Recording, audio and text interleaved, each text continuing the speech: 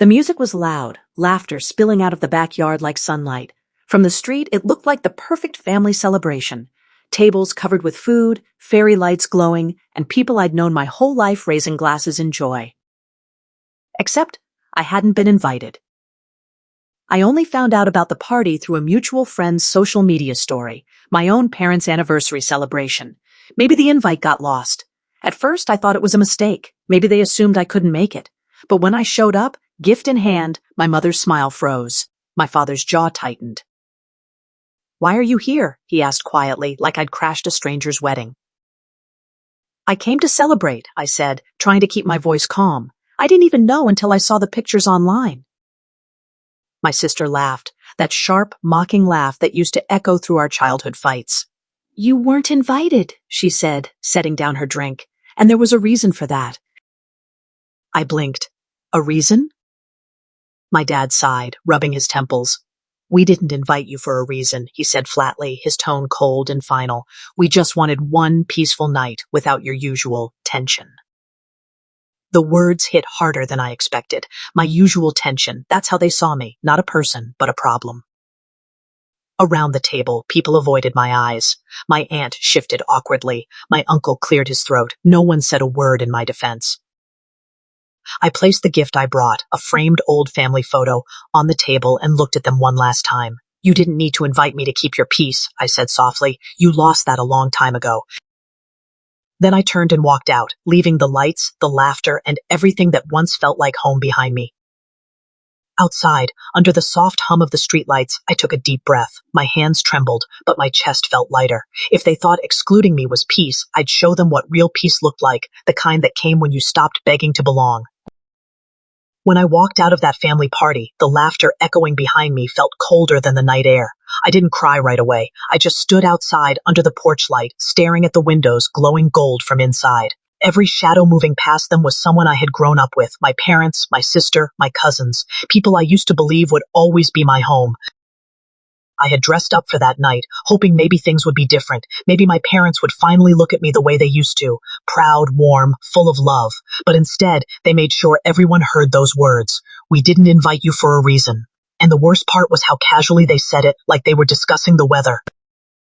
I drove home in silence. My hands shook on the steering wheel, but not from anger. It was grief. Slow, deep, heavy grief. You spend your whole life thinking family is unconditional, until one day they prove it's anything but. When I got home, I sat at the kitchen table, still wearing my party clothes, and just stared. The house felt smaller than ever. Every little thing around me reminded me of them. The photo of us at the lake, the ugly ceramic vase my mom insisted I keep, the birthday card from my dad that once meant something. I opened my phone and saw a few missed calls from distant relatives who'd been at the party. Most messages started with, "I'm sorry for what they said," but ended with, "You know how they are." That last part hurt more than anything else. Everyone knew how they were, and no one ever said a word. The next morning, I woke up determined to do something I'd been putting off for years. Leave. I had built my entire life around earning their approval, constantly shrinking myself to fit inside their expectations. My dad wanted me in the family business. My mom wanted me to marry someone respectable. And when I chose to chase my own career instead, it was like I'd committed betrayal. I packed slowly, carefully, not just clothes or books, but the small pieces of myself I'd abandoned, the art supplies I hadn't touched since college, my old camera, a stack of notebooks filled with unfinished ideas. That night I called my sister. She was quiet for a long time after I told her what happened. Then she whispered, "They shouldn't have said that, but you know they didn't mean it." I wanted to believe her, but I could still hear the laughter in my head, the smirk on my mother's face when she said I wasn't invited, the way my father didn't even look at me afterward. They meant every word. 2 days later, I found an apartment listing in another city. Small, affordable, near where I could actually build a future on my own terms. It scared me, but it also felt freeing. I'd rather live alone in peace than surrounded by people who pretended to love me. When I told my parents I was leaving, my mom's response was, "Don't be dramatic." My dad said nothing. It was almost funny. I was finally doing the one thing they'd always threatened me with, walking away. Before I left, I went back to the house one last time. The party decorations were still there, a few streamers hanging from the ceiling. My mom didn't even look up when I walked in. I left a note on the dining table, short, simple, final. "You made your choice that night. Now I'm making mine." I walked out without looking back. For the first time, the road ahead didn't scare me. It felt like breathing fresh air after years of suffocation. I didn't know where exactly I was going, but I knew it was somewhere they couldn't follow, a place where I could finally exist without having to prove I deserved to be loved. 6 months later, I was living in a quiet apartment with wide windows and sunlight that spilled across the floor each morning. Life wasn't perfect, but it was mine.